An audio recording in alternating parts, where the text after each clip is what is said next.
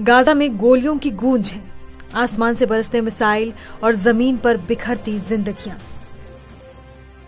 और इन सबके बीच इजरायल के प्रधानमंत्री नेतन्याहू का एक ऐलान कि हम पूरी जीत हासिल करेंगे।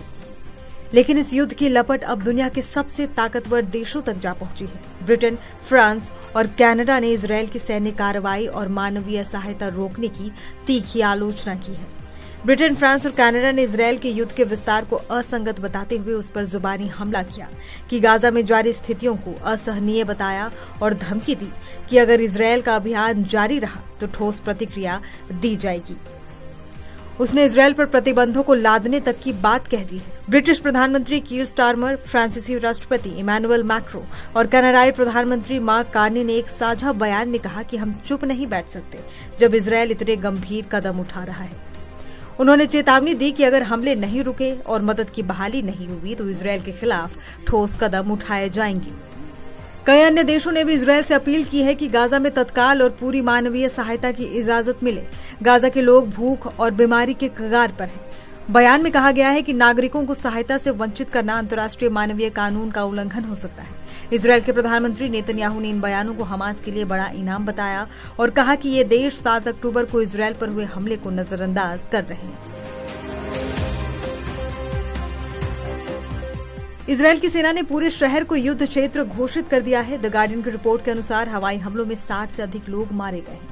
इजरायल के वित्त मंत्री बेजलेल स्मोट्रिच ने कहा कि इजरायल की सेना फिलिस्तीनी गाजा के अवशेषों को मिटा देगी। नेतन्याहू ने एक प्रेस कॉन्फ्रेंस में कहा कि अब हम जीतेंगे, साफ करेंगे और तब तक बने रहेंगे जब तक हमास नष्ट नहीं हो जाता। ये सब करने में गाजा पट्टी के बचे हुए हिस्से को भी साफ किया जा रहा है। युद्ध के हिस्से के रूप में इजरायली सेना आबादी को युद्ध क्षेत्र से बाहर ले जा रही है। आबादी पट्टी के दक्षिण में पहुंच जाएगी और वहां से भगवान की मदद से राष्ट्रपति ट्रंप की योजना के तहत तीसरे देशों में चली जाएगी।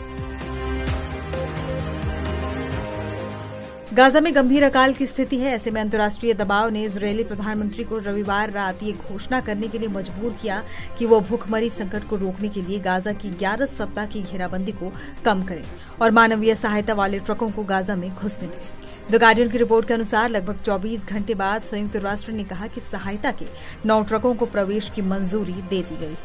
यह युद्ध से पहले गाजा में आने वाली हर दिन की शिपमेंट के 2% से भी कम है। तब गाजा में फिलिस्तीनियों को अच्छी तरह से खाना मिलता था और पट्टी का अपना कृषि क्षेत्र था। ऐसे में 9 ट्रक से इसकी 23 लाख की आबादी में से अधिकांश को प्रभावित करने वाले संकट पर कोई सार्थक अंतर नहीं पड़ेगा। बता दें कि इजरायली सेना ने पूरे मध्य खान यूनिस शहर को युद्ध क्षेत्र घोषित कर दिया है। वहां के नागरिकों को वहां से चले जाने का आदेश दिया गया है।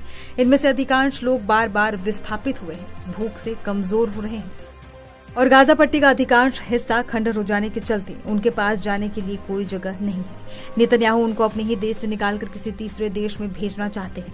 संयुक्त राष्ट्र का कहना है कि पिछले 4 दिनों में गाजा में लगभग 1 लाख फिलिस्तीनी विस्थापित हुए हैं क्योंकि इजरायल ने पट्टी पर अपनी जमीनी आक्रमण बढ़ाया है। बीते हफ्ते जो बमबारी की गई जिनमें सैकड़ों फिलिस्तीनी मारे गए। गाजा नागरिक सुरक्षा का कहना है कि सोमवार को इजरायली हमलों में 91 लोग मारे गए। इस हमले में गाजा पट्टी के क्षतिग्रस्त अस्पतालों को भी निशाना बनाया गया, जिससे गाजा के अंदर युद्ध से मरने वालों की कुल संख्या 53,486 हो गई, जिनमें से अधिकांश नागरिक हैं।